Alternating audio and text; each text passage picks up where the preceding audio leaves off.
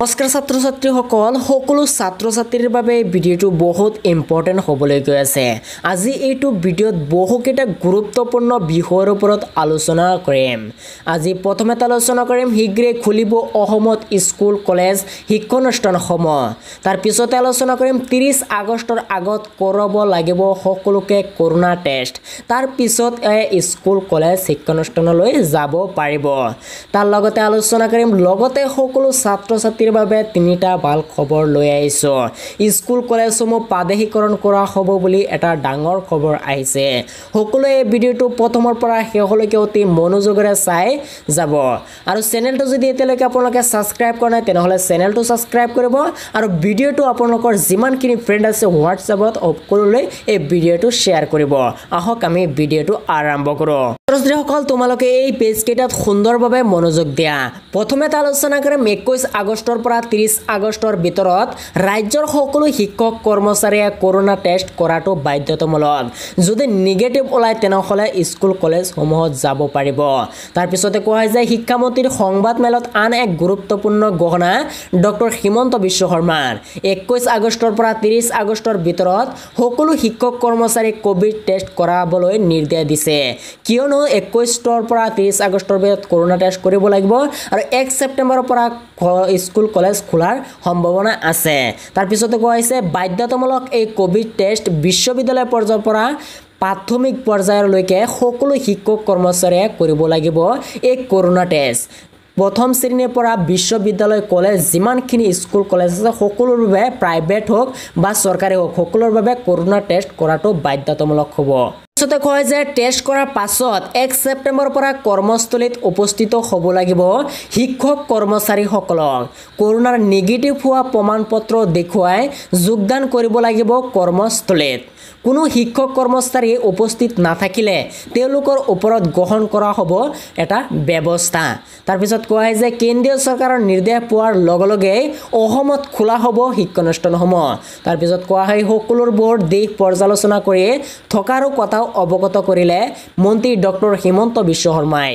দ্বিতীয় নম্বৰ খবৰটোৰ হৈতে আছে ছাত্ৰীসকলৰ কাৰণে এটা সুন্দৰ খবৰ আহিছে ৰাজ্যৰ 22000 ছাত্ৰীয়ে 15 অক্টোবৰৰ ভিতৰত পাব এখনকৈ স্কুটি দুটা ধৰণৰ দিয়া হ'ব এটা হ'ব বেটাৰী থকা স্কুটি আৰু এটা পেট্ৰল দি চলোৱা স্কুটি ছাত্ৰীসকলে কোনটো স্কুটি ল'ব অনলাইনৰ জৰিয়তে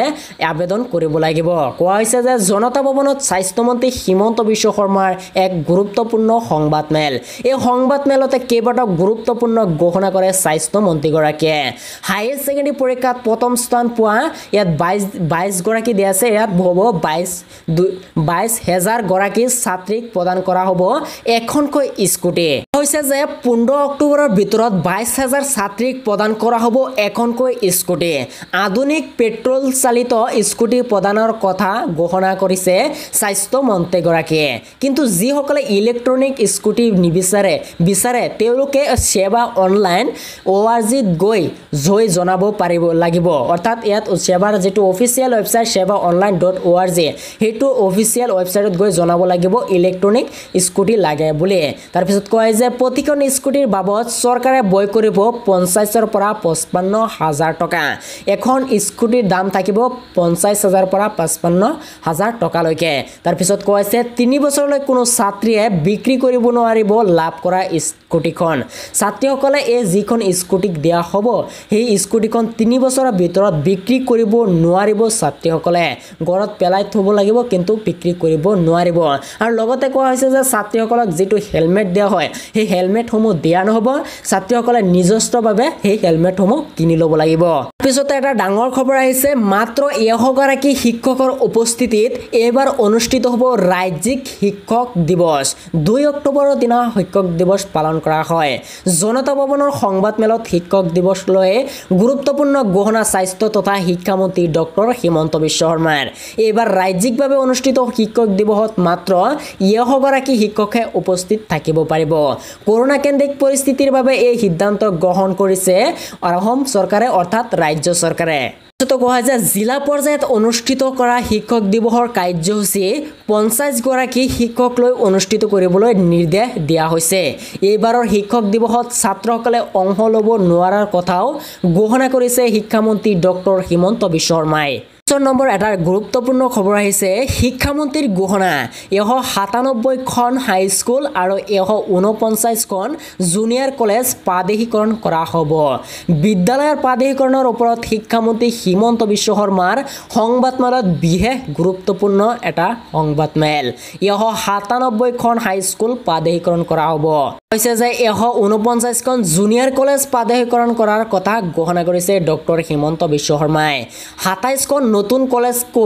প্ৰাদেশিকৰণ কৰা হ'ব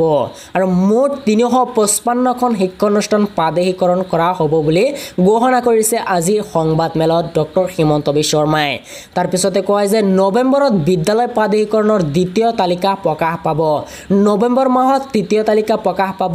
প্ৰাদেশিকৰণ কোন কোন স্কুল কলেজসমূহ কৰা হ'ব। তাৰ পিছত কোৱা হৈছে মাধ্যমিক শিক্ষা পৰিষদৰ 3049 জন শিক্ষকক নিযুক্তি দিয়া হ'ব। যিসকল মাধ্যমিক শিক্ষা পৰিষদত পঢ়াই আছে সেইসকলক 3049 জন শিক্ষকৰ চাকৰি নিযুক্তি দিয়া হ'ব বুলি এইটো জাননীত সংবাদমেলত ঘোষণা কৰে। উচ্চ শিক্ষাৰ অধীনত 931 জন শিক্ষকক নিযুক্তি দিয়া হ'ব।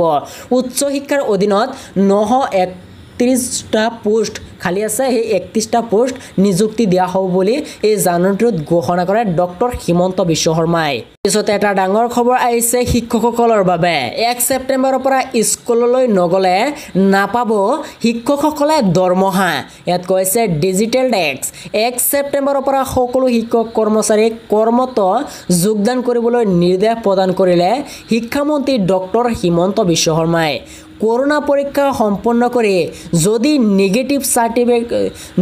সাৰ্টিফিকেট লৈ কৰ্মত যোগদান কৰাৰ নিৰ্দেশ ডক্টৰ হিমন্ত বিশ্ব শৰ্মাই। যদি পজিটিভ ওলায় তেনেহ'লে স্কুল কলেজলৈ যাব নোৱাৰিব, চিকিৎসালয় পঠুৱাই দিয়া হ'ব। যদি নিগেটিভ ওলায় নিগেটিভ চাৰ্টিফিকেট এটা দিয়া হ'ব। সেই চাৰ্টিফিকেটৰ জৰিয়তে